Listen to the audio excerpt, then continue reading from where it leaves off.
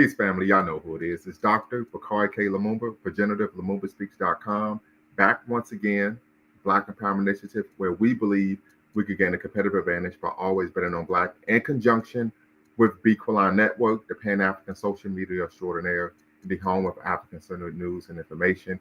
And we're here, family, to celebrate a lesson from history. We're going to honor the Battle of Adwa.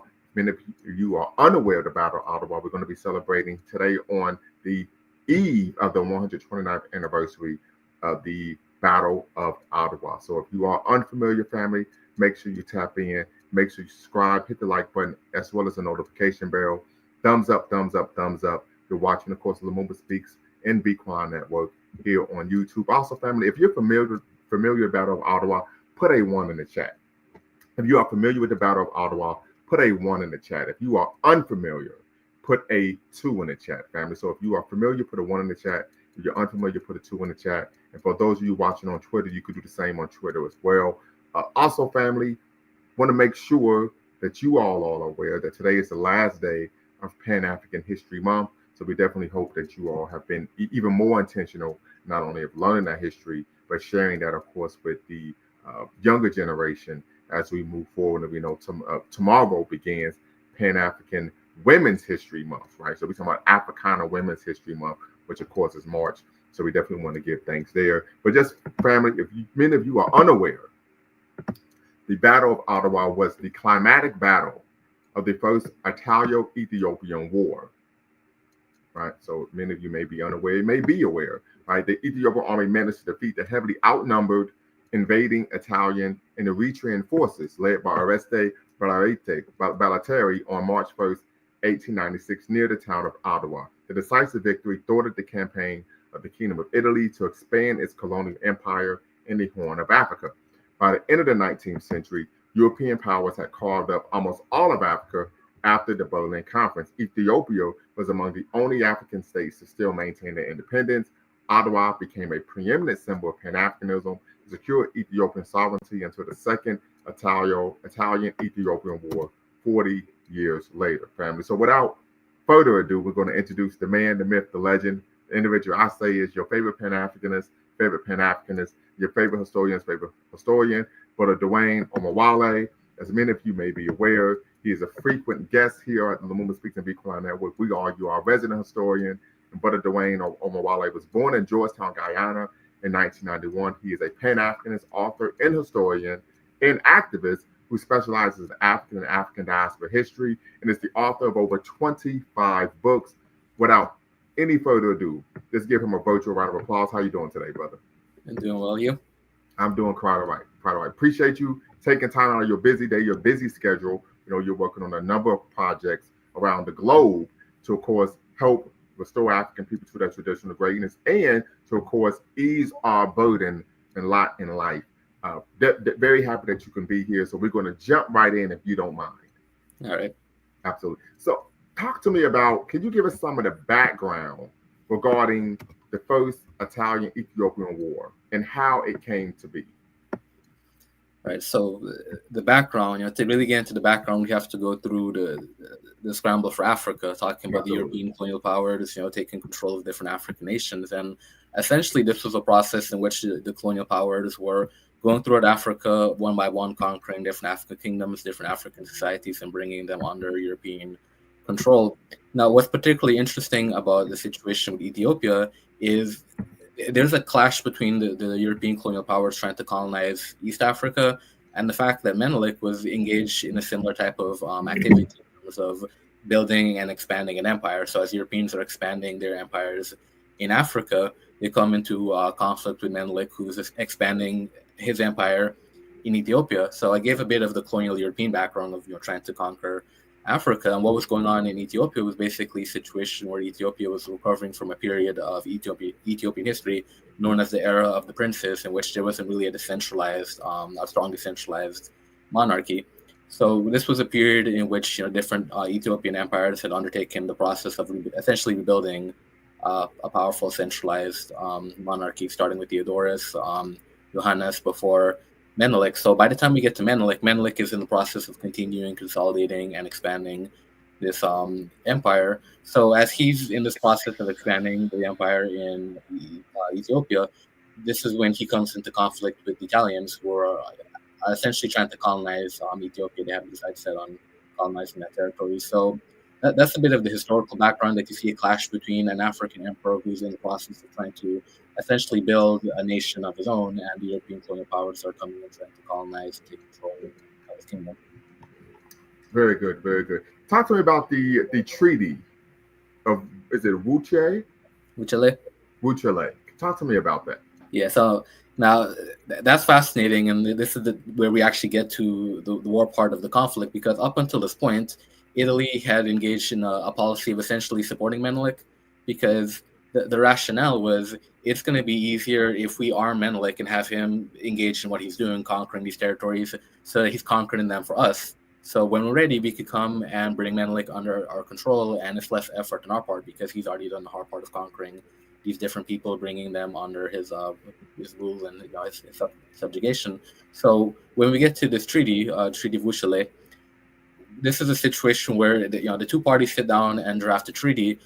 And the treaty, there's two versions: the Amharic version, which is the Ethiopian language, and the Italian version. Now, in the Italian version, the language is a bit different than the Amharic version. In the Amharic version, it doesn't have the provision that the Italian version had, and the provision in the Italian version basically says that Ethiopia was a protectorate under Italian rule.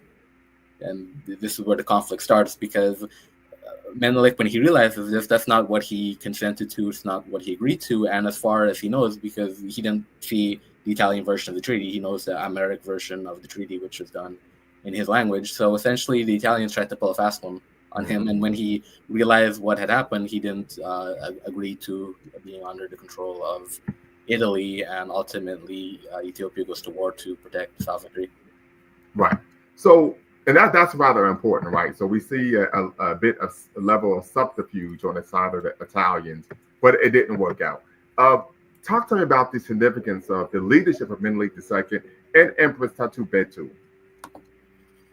So this is also very important to really understanding the outcome of what happened. That as I pointed out, Menelik is a conqueror. He's taking control of different territories, but he's also a nation builder as well. So in expanding his empire, the situation isn't just one where he's going there and violently conquering different territories. Sometimes he enters into negotiations with different people and establishes his political rule through that way.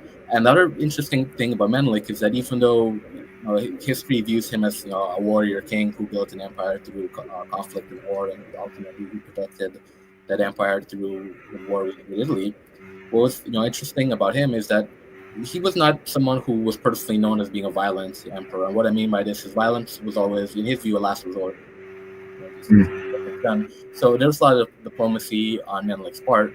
So as a result of this, when it comes time to engage in the battle against the Italians, Menelik is actually able to bring together Ethiopians and to consolidate the empire. Basically it's a situation where different forces are coming together to actually protect that territory, protect that kingdom. And I know for a lot of Ethiopians, when they think about this is the history of where the modern day nation of Ethiopia really comes into existence, because this is when these different groups that previously had been divided and fractured come under not only the leadership of a more centralized state under Menelik, but these different groups come together to defend their own interests, to defend the state of Ethiopia against the foreign domination. So that's why Menelik's leadership here is particularly important, because he was able to bring together these different diverse ethnic groups, these different political factions under a common leadership towards protecting their empire against the common foe. Very good. But what about the Empress? The Empress, yes, that too. So she actually is very significant in this history as well, because being the Empress, she actually is very actively engaged in the conflict as well, to the point where when she finds out about the terms of the Italian version of the treaty, she's actually ready to go to war herself to protect Ethiopian interests. And as a matter of fact, she actually was on the battlefield fighting alongside Menelik in the war. So she also played a very important role in defending and protecting Ethiopia, and not only protecting and defending Ethiopia, but she also played a very active role in the administration of his kingdom as well. So yeah, the Empress is a very important figure, not only in the history of the Battle of Adwa, but also important in this history in terms of helping Menelik rebuild the modern day nation of Ethiopia. Right. So she wasn't someone who just talked a good fight. She actually was about the life and wanted to smoke herself. Yeah, well, but here's the thing about Ethiopian politics at this time. To be in any type of leadership position, you actually had to essentially be a warrior. Whether you were emperor or empress, because as I pointed out, Ethiopia is just now coming out of a situation of constant conflict and internal warfare. So Ethiopia is going into the conflict with Italy already on a war footing and already being a nation that's accustomed to engaging in this type of battles. Right. Okay. What role did political alliances play? What role did the political alliances the Ethiopians were able to play in their victory?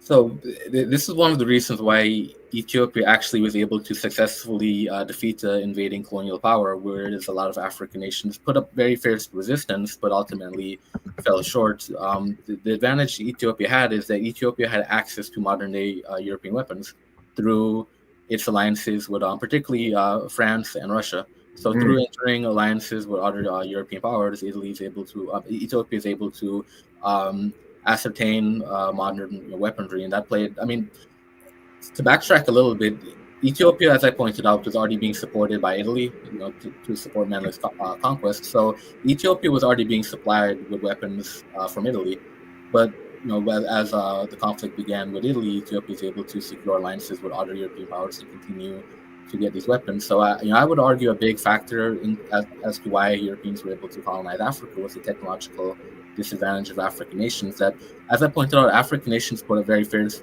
resistance, and in many cases actually won important battles against European colonial powers, but ultimately weren't able to win those wars because of the technological advantage. So Ethiopia being able to establish these different relationships with other European powers put Ethiopia in a position where Ethiopia was able to access the type of weapons that it needed to defeat the Italians. So Ethiopia had the advantage of not only having superior military strategies, but also superior or equal military weaponry as well. Gotcha. How did the Ethiopians outfox the Italians during the battle? Well, part of it was the aspect of diplomacy that I mentioned. Being able to actually enter into alliances with other European powers, because part of the problem too with the colonial powers coming into Africa, they came in with this mentality of African people being an inferior people, barbaric. The literature on how they treat African people. I unfortunately have read it. Yes. Yeah. So that's how they were thinking about the Ethiopians. So they weren't prepared for the fact that Menelik was actually a master at diplomacy.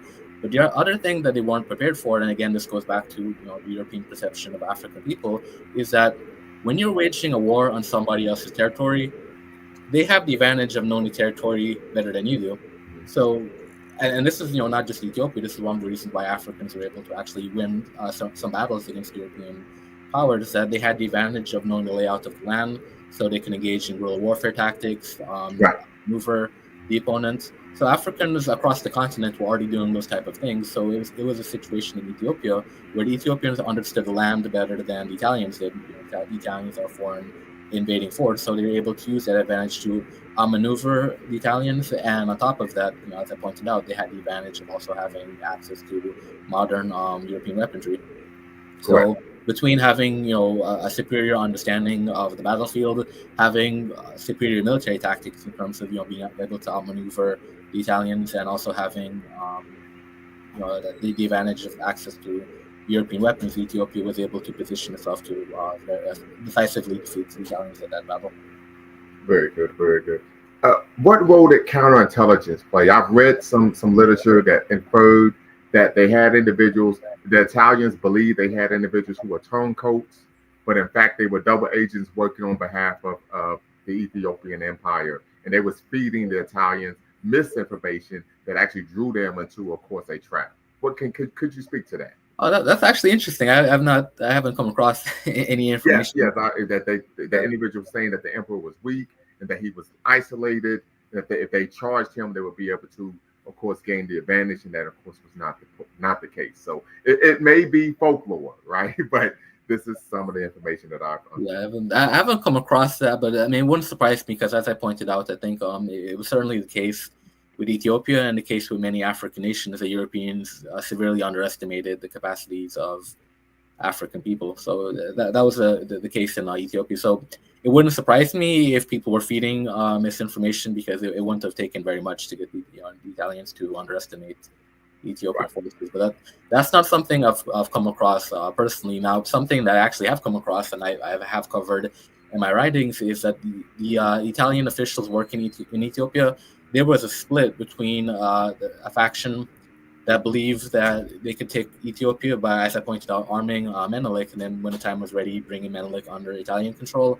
And then there was another Italian official who had the position of the Italians should engage in divide and conquer, that the Italians shouldn't necessarily put their support behind one group in Ethiopia over the other.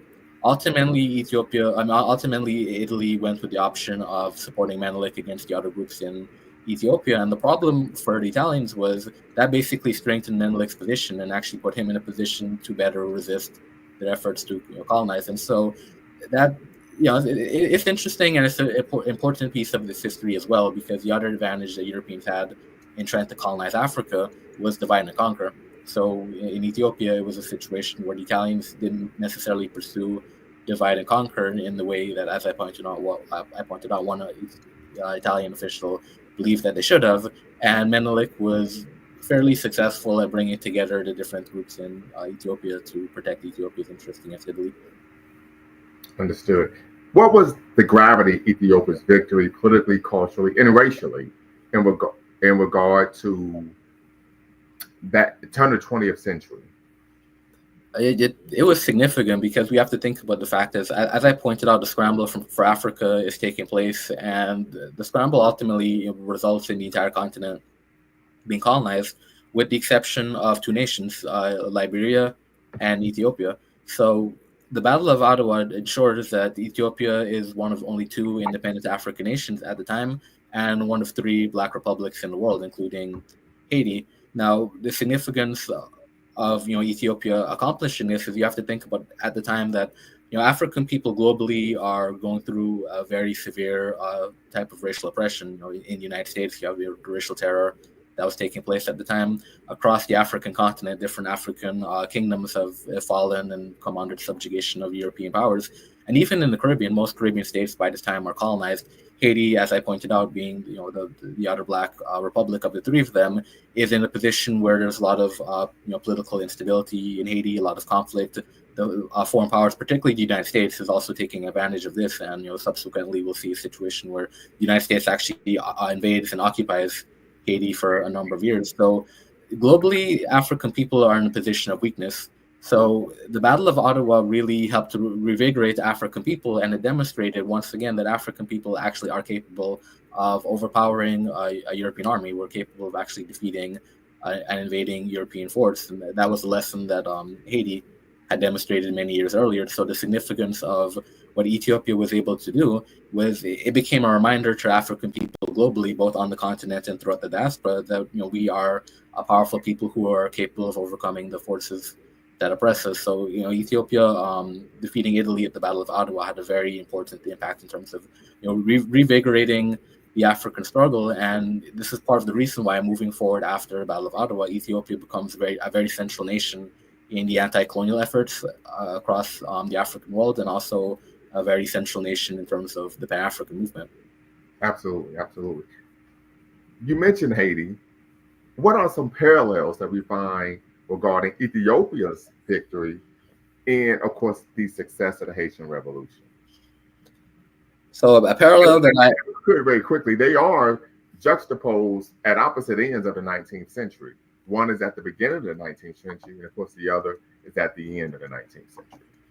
Yeah, and isn't that interesting how that works out? But a parallel that I point out often is both of them were able to defeat a European colonial power, and actually in the case of Haiti defeated three through not just the military strategies that were implemented, but through diplomacy. So that when we look at Haiti's situation, the Haitian Revolution starts as a revolution against the French, because it's a French colony.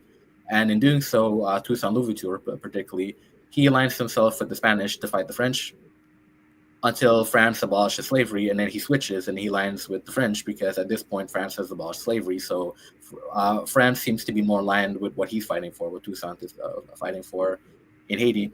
So he flips sides and aligns with the French to defeat the Spanish.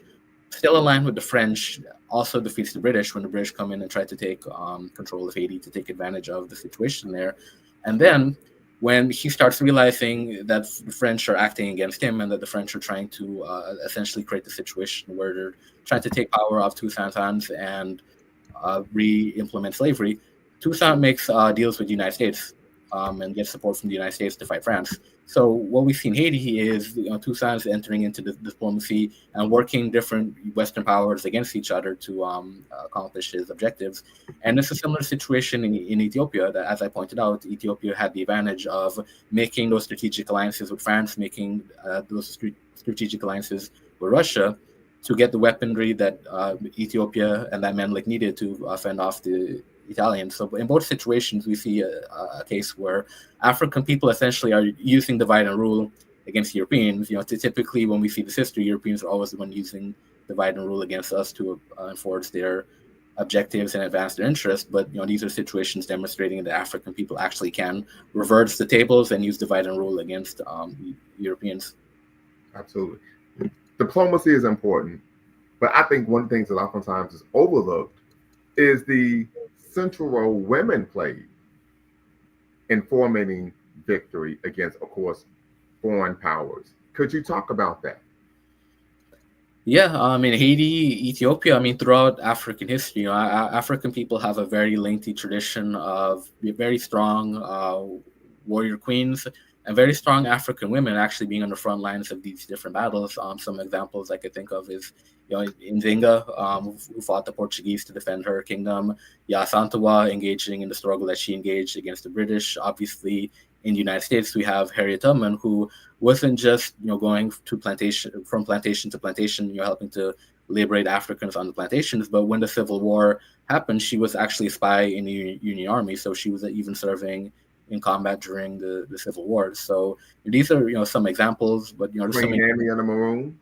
Yeah, and Jamaica. There's just many examples, and even in ancient African history, we could go to the civilization of Kush, for example, and the resistance they put up against the Romans, and that resistance was led by an African queen. So wonderful. Yeah, so throughout African history, we have very many examples of just women playing leadership roles in terms of defending African interest and combating invading colonial powers. Absolutely. Olado Equiano, in his autobiography, he even mentions the nation that he's from. Women go out and march alongside the men when it comes time for war, and the women fight alongside the men. Right. So we find that this is a cultural practice that we find throughout the continent, right? Not something that is central to a particular region or ethnic group. And it's something I think we could be very proud of. And the important significance of sisters in the struggle. We know Kanoa Hudson Weems pushes, of course, in her central text, Africana Womanism, the importance of course, Black men and Black women, African men, African women working together, of course, and together we will be able to overcome, of course, foreign domination and, of course, the vicissitudes of anti-Blackness.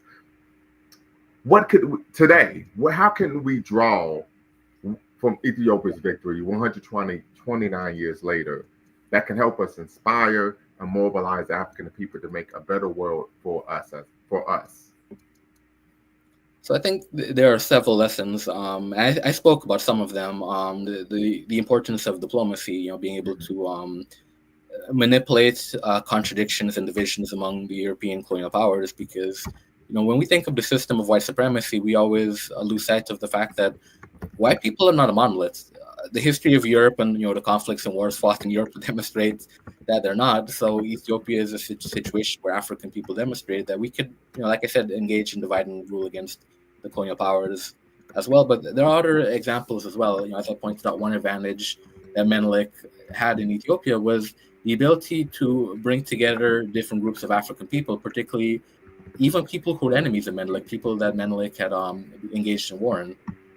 It was also a situation where these Africans in Ethiopia recognized that they may have their differences, but it was important to put their differences aside to fight the Italian invaders. And this is also, I didn't mention this, but this is also a parallel we see with Haiti. That in the situation with Haiti, there are different conflicts among the Haitians who are fighting against European colonial powers, and they were able to put their differences aside long enough to confront the European colonial powers. So that's not parallel as well, and another lesson we can learn from the Ethiopia situation.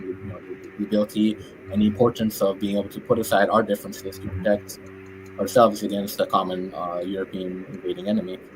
The other lesson, and I think this is important for understanding why the Battle of Adwa is significant, is not just the victory itself, but what the result of the victory was. And I pointed out in the chapter in my book that I wrote about Menelik that because Ethiopia escaped being colonized by the Europeans, Menelik was able to adopt modern European technology to Ethiopia's situation.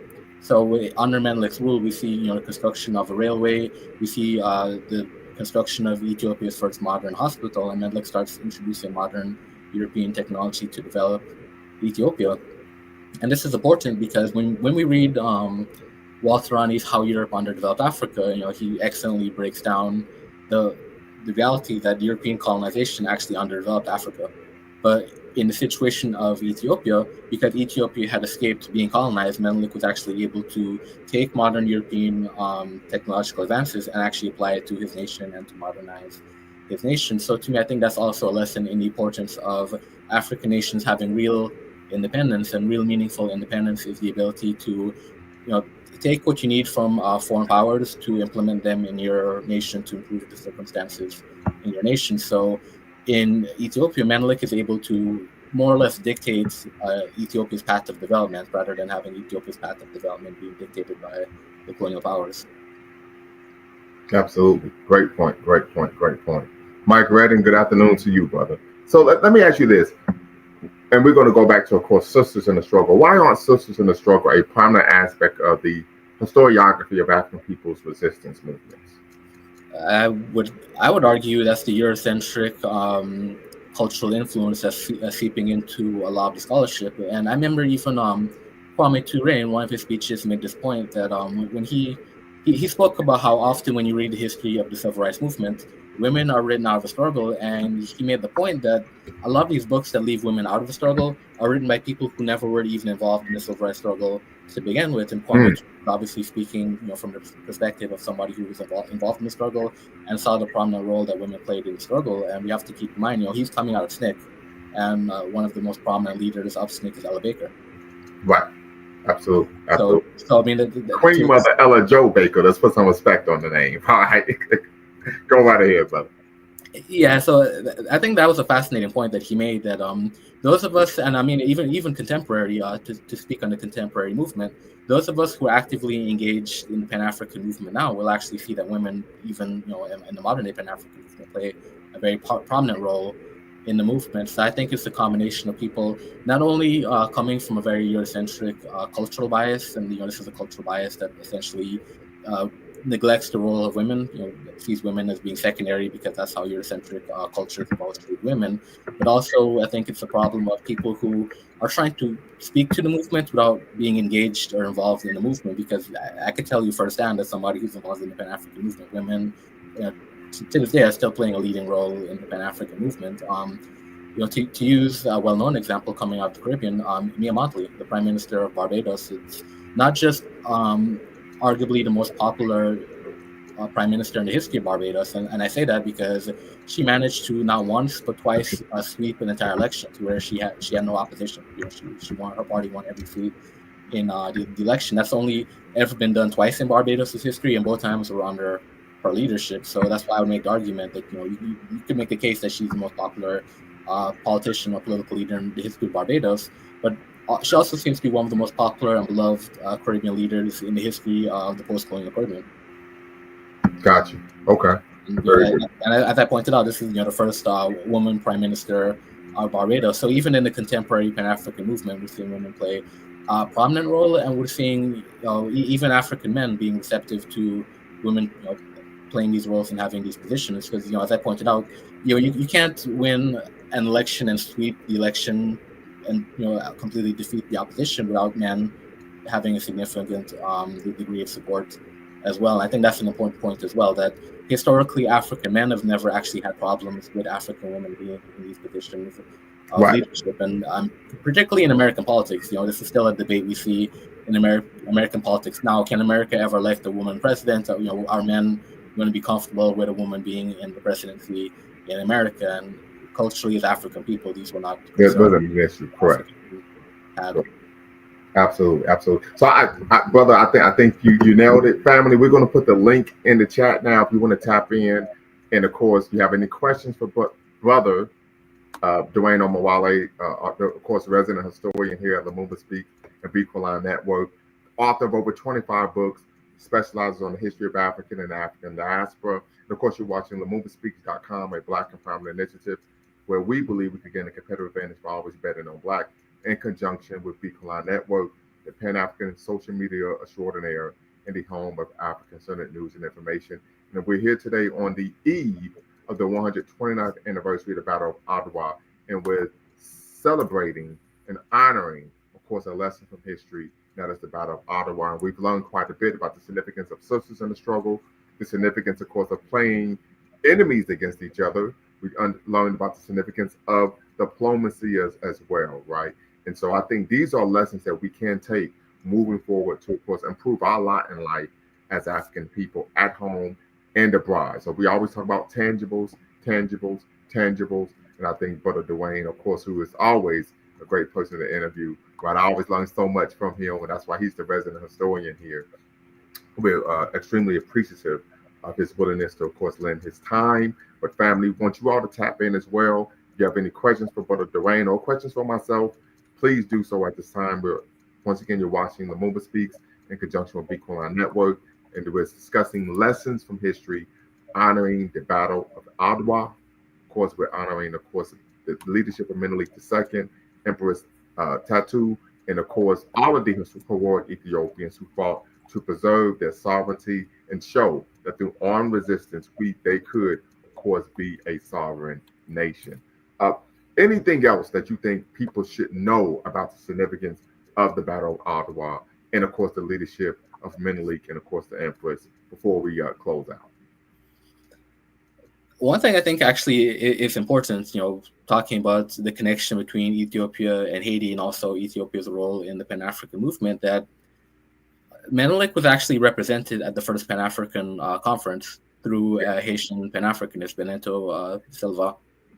So that's important. I think important piece of his historical information in the Pan-African movement, that after the Battle of Adwa, Ethiopia actually is the only African nation that has representation during the first Pan-African conference, and that representation is through a Haitian man who went to Ethiopia to serve as Menelik's representative at the conference.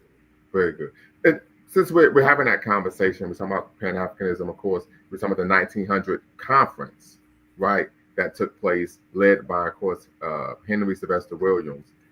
Talk to me about the second battle, the second Italo-Ethiopian War. Particularly, I don't think it's good for women to fight in battle. So, Mr. Sandman, you're going to need to tap in and talk to us about why you believe that is the case, particularly knowing that this is a part of our cultural personality as African people. Now, we've been, and our sisters have helped us be successful in the winning battles against foreign powers when the odds seem to be slim to none. So definitely want you to tap in and we can have that conversation. But when we talk about Ethiopia really becoming a beacon of Pan-Africanism, a symbol of Pan-Africanism, I'm familiar with doing some reading on the second Italian-Ethiopian War. We know Marcus Garvey was extremely critical of then Emperor Haile Selassie. But I also remember W.B. Du Bois leading the Hands Off Ethiopia rally in Harlem, New York City, and there were even African Americans who were willing to, of course, enlist in the Ethiopian army. But of course, they stated that no, you can't. Of course, as a so-called American citizen now, of course, you're not allowed to enlist in a foreign army. Any thoughts about that? Yeah, there's a lot. That's a more complicated period in history because there's so much more going on in Ethiopia at this point, so much more going on internationally. And whereas the Battle of Adwa, that was pretty much a battle where Ethiopia had unanimous support, I would say, among the leadership in the diaspora.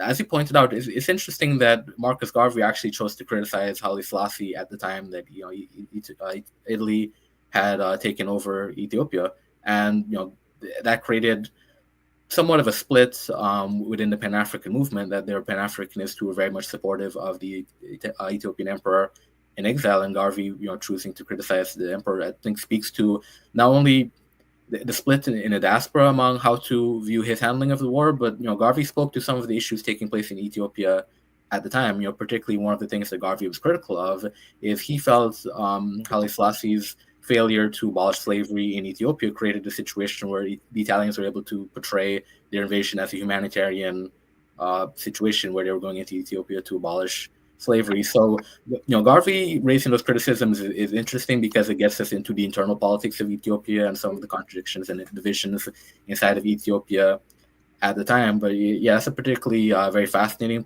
period in history.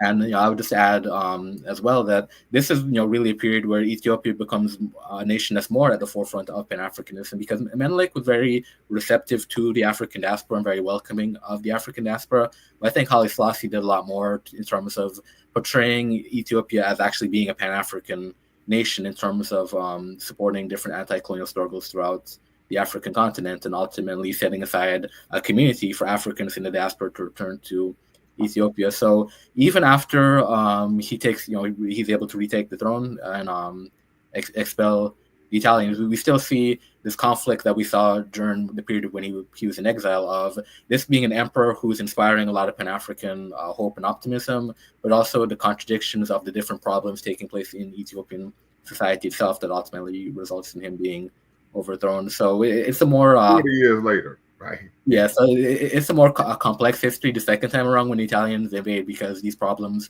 these are problems that existed under Menelik, but we're starting to see how these problems are really impacting Ethiopian society and Ethiopia's ability to resist the Italians as well, because the Italians the second time around actually were able to engage in divide and conquer and even turn some Ethiopians against Haile Selassie. And again, Garvey blames this on Selassie. Garvey takes the position that if the emperor had ruled differently, then the Africans wouldn't have sided with the Italians against him. Right. Talk to me about the role the League of Nations played in really leaving Haile Selassie and Ethiopia out to dry. I mean, when you say the role they played, you mean the role that they didn't play. Right. Absolutely. But so I mean, that's the problem, that the League of Nations essentially took a hands-off approach. And again, this is why Garvey was critical of Haile Selassie, because he felt like Selassie should have known better than to try to go to Europe and to beg white people to intervene on his behalf, because Garvey says we were supposed to know who these people are. These white people aren't going to come to defend you against Italy when they stood by and allowed Italy to invade in the first place. So that was a problem with the League of Nations as well, the fact that they just stood back and essentially didn't do anything to support Ethiopia. So Haile Selassie is more or less living in exile until World War II starts, and it's only until Italy is actually defeated in World War II that he's able to retake control in Ethiopia. But for the most part, the League of Nations and other Western powers are content with allowing Italy to not only have control of Ethiopia, but the Italian rule of Ethiopia was a very brutal rule as well, in terms of the atrocities being committed against Ethiopians. Absolutely. There's two things, and then of course we're going to move on and let Brother Sandman tap in. Right. One, Garvey accused Haile Selassie of playing white by running to the League of Nations, thinking that they would accept you on equal terms. And second, some even criticized Haile Selassie for fleeing Ethiopia rather than, as many would say, going down heroically, fighting to the last breath for his nation. What are your thoughts on that? Yes, both of those things are complicated situations, because to the first points, I mean, as I pointed out, Garvey was critical of Selassie for going to the League of Nations, trying to appeal to white people. But when you think about the situation he was in, he didn't seem like he really had much of many alternatives other than to try to plead his case before the League of Nations, hoping to get some type of support or sympathy there. And it's the same thing with him leaving Ethiopia, who's put in a difficult situation of, if he stays, most likely he'll be killed in battle or captured by the Italians, and they might even execute him when they have him. So you could stay and be captured, or stay and be killed, and would that necessarily help to advance Ethiopia's cause? So I think he was weighing the options, and he probably thought it'd be more beneficial for Ethiopia if he went into exile and tried to rally support in exile for the people of Ethiopia. But this isn't just the criticism Garvey has. There's even Ethiopians that raise the criticism of Selassie as well, because, as I mentioned before, Ethiopia, prior to the conflict with Italy, is coming out of a situation where this is a culture that has a lot of wars and conflicts. So because of that, Ethiopian culture at that time is accustomed to having warrior emperors who go out in battle, and emperors who have the mentality of you either leave the battlefield victorious or you don't leave at all. And there's a situation where Theodorus actually was killed in battle. So there's an actual historical precedence for Ethiopian emperors being killed on the battlefield rather than retreating. So it wasn't just Garvey. There's some Ethiopians that were looking at what Selassie did as an act of cowardice that's not part of the cultural norms of what was expected of an Ethiopian emperor. So as I pointed out, it's a complicated question, because on the one hand you do have this cultural expectation of a warrior emperor that's supposed to go down with the ship, but at the same time you have to think about Haile Selassie's position of weighing the balance of, is it more beneficial to the nation if he leaves and becomes an advocate for Ethiopia in exile rather than allowing himself to be killed in the battlefield. So I think that's a situation where I actually do understand both perspectives. I think there's valid arguments and counter arguments on both sides, which is why I said the history of the second Italian invasion is a bit more complex and complicated than the first, just because of the different things that's happening inside Ethiopia and outside Ethiopia at the time. Absolutely. Brother Sandman, go ahead. Women on the battlefield, talk to me. Oh yeah, sure. But before I got to that woman on the battlefield, I'd like to make a comment about the Haile Selassie, if that's okay. Yes, sir. Yeah. So y'all talking about Haile Selassie makes me recall a situation that I was in years ago when I was in college. One of the smartest brothers I ever knew, he was a Rastafarian who went to the same college as me. And of course, you know how Rastafarians are. They partake in the illicit, recreations and stuff like that. Some of us. Yeah, some of them do. Well, I recall spending some time with the brother, and he was teaching me all about Haile Selassie and how they based their religion of Rastafarian based on Haile Selassie. And he told me this one story. I don't know if you heard this, but he told me this one story about how Haile Selassie put his foot on top of a missile or munitions of some sort and armed it just by stepping on it. So I don't know if that's a folklore or yeah, it sounds like folklore to me. Right. Yeah. So that's something that they really believe in. But as far as like women in the military, this issue came up when I was still, an active duty military personnel. We were having a discussion about, women being in units or being in active work. And me personally, you're breaking up on us, but you're breaking up on us. Okay, hold on. Let me see if I can. Yeah, well, you're breaking up on us. I think you have a bad connection. Is that better? Yes. Okay. Yeah, sorry about that. Yeah. No problem. So when I was in the military and we were having this discussion, the politically correct thing to say was to say that, yes, it's okay for women to go into battle. But I kind of disagreed. And from my standpoint was I looked at it like women have a cycle, a monthly cycle where, they bleed. And I think that it compromises the mission if you were like out in the field for an extended period of time. And this even came to fruition at one time when we were on duty in Afghanistan, and one of the troopers in our unit, she was a female that was on duty with us. It's like 2:00 in the morning. We're patrolling the area, not patrolling it, but securing it. And her period started. And she had no, toilet tissues or whatever, the tampons to stop the bleeding. so she had to leave the mission. So little things like that. So I think like if women want to be a part of that mission where they, start to fight, I think they'll have to take some sort of like hormone blockers or something like that. And if you take those hormone blockers, then at a later date, if she wants to, conceive a child, she might have trouble with gestation if you pitch your body through this type of thing, So, So I'm a provider of a tort. I would argue that for people of my ilk, and I would argue Dwayne is similar thinking to me, and I'm quite sure Dwayne can speak for himself. He speaks for himself brilliantly speaks for himself. That our position of women being able to fight in battle isn't based on being politically correct, but it's part of our cultural and historical personality as African people. The second issue would be irrespective of women having a cycle, African women have fought in battles against colonial powers and helped us be victorious. Yes, that's what I understand. But at the what was the cost of them fighting in battle? Were they able to, bring forth? Were they able to raise children? Well, I mean, I'm quite sure if they were not deleted during the battle, and they chose to go on it and live and have a family life, then of course they were able to do so. Yeah, I mean, one of the greatest examples is when we talk about Empress Tatu in Ethiopia. I believe she had children. Right. So, I mean, I would argue you're speculating.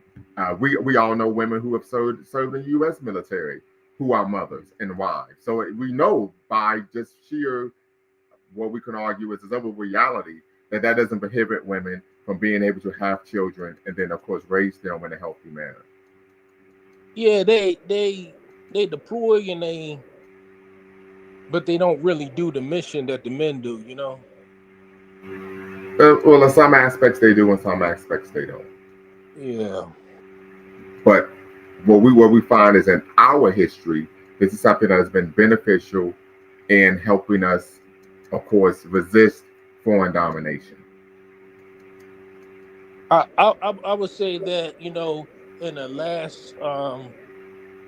last resort, then I would say that would be necessary. But if it's not necessary, I don't think it should be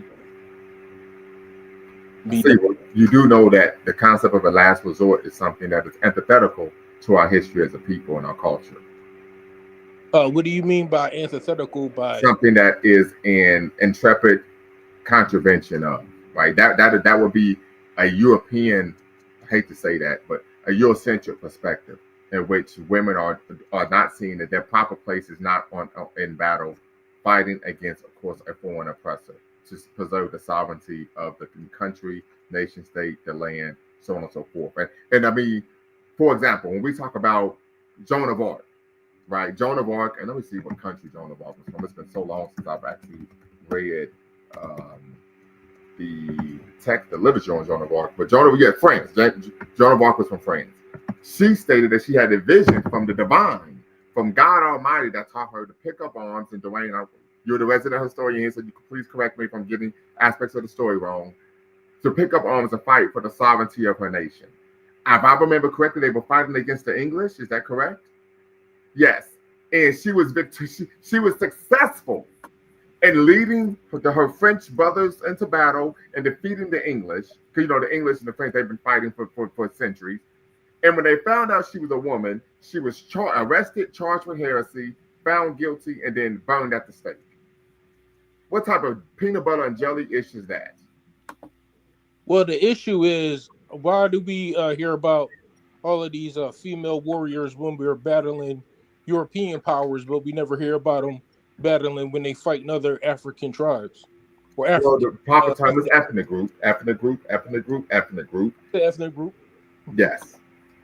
Well, actually, I would argue I have learned about when they were fighting different African nations. The greatest example would be, of course, the Amazons of Dahomey, right? And we know that one of the reasons why the Amazons were even created, right, is because they were actually many of the men, of course, were being deleted due to that nation being preeminent in slave trade and slave raiding. So, but I think one of the reasons why we learn about this more so when we're fighting Europeans is because it's something that is highly visible and it's something that many people sensationalize as well. You can make that argument. Yep.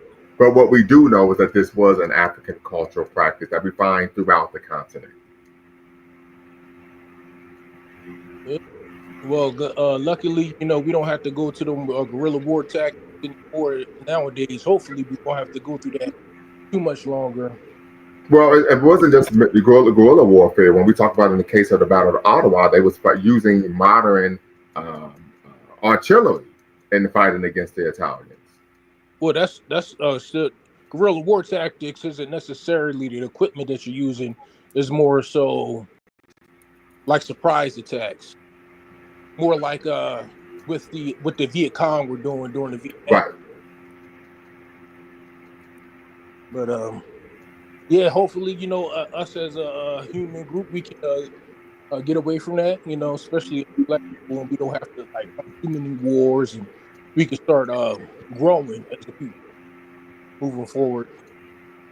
Absolutely. So once again, family, if you're watching, we're having a conversation with the resident historian, the Pan-African activist, historian extraordinaire, Brother Dwayne Omawale. We have Mr. Sandman tapping in, who is a frequent contributor, financial contributor to, of course, Lumumba Speaks. And of course, you have myself, Dr. Bakari K. Lumumba, president of LumumbaSpeaks.com, the Black Empowerment Initiative, where we believe we could gain competitive advantage for always betting on Black, in conjunction with Beacon Network. And we're discussing lessons from history, honoring the Battle of Adwa. If you do not know, family, today is the eve of the 129th anniversary of Ethiopia's victory over Italy in the First Italo-Ethiopian War, culminating in the Battle of Adwa, in which, of course, Ethiopia was able to defeat the Italians and preserve their sovereignty. And we're discussing lessons from history. So we don't want to just discuss history just for the sake of discussing history, but what can we learn from history? As Baba, the great ancestor, master teacher Malcolm X taught us, history most rewards our research. So family, tap in. The link is in the description. The link is in the chat. And if you're watching, make sure you hit the thumbs up button, subscribe, and hit the notification bell as well. And we've just gotten notification, family, from YouTube that we are now monetized once again. So we have been able to successfully monetize the channel. It's been about 2 years, actually about 3 years, about 2.5 years. As we had some issues where they was hating on us, and of course in these YouTube streets, but we've been able to successfully remonetize the channel, family. So moving forward, you'll be able to drop super chats, the whole nine. So we're really going to lay things out. We just want to give a special thanks to, of course, our family for tapping in and consistently supporting the channel. We've been able to reach our goals, and hopefully our goal is that we'll be able to continue to provide the needed and necessary content to, of course, push us forward to restoring ourselves to our traditional greatness. Any final thoughts from Brother Dwayne or Mr. Sandman? I would just like to say congratulations, to the doctors for your achievements in academia. Also like to say congratulations on getting the channel monetized as well. Yes, sir. And I also would like to say that well, hold Italy on. was a catalyst. Real quick, Mr. Sandman, I think there's another congratulations you should provide. Oh, for the new book from No. That's for okay. The Last State Standing, right? The reigning, defending, undisputed consensus national champions, the Ohio State University. Can I get a congratulations for that for my, of course, alma mater? Yeah, congratulations on that historical event. Historical event, okay. You don't want to say it, okay. That's Pennsylvania for y'all, family. Yes. Okay, go right ahead, brother. Yes, and I think that Ethiopia was a leading catalyst to decolonize a lot of Africa, and I think that their contributions in the war to fight for their sovereignty is a reason why a lot of other Africans like us were able to succeed and use them as a martyr, so to speak, for our victories that we fight for. Absolutely. Brother Dwayne, final thoughts. I think we covered a lot of ground in that discussion. I just want to reiterate, though, that this is a very important moment in not just the history of the Pan-African struggle, but also in the history of understanding state formation and state development among African people. And that's why I made the point before that the importance of this victory is not so much just the fact that Ethiopia actually was able to defeat an invading, colonial European army, but also the things that Ethiopia was able to actually accomplish in terms of modernizing the nation and building the nation after the fact. So I think these are important examples to demonstrate the capacity of African people, not only to protect themselves against invading foreign forces, but also the capacity of African people to modernize and to integrate modern technologies into Africa in a way that actually benefits and improves the lives of African people. Absolutely. Appreciate it. So until next time, family, y'all know what to do. Always bet on black. Peace. Before you go, make sure you hit the subscribe and like button.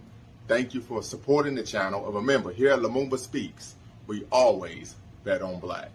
Peace.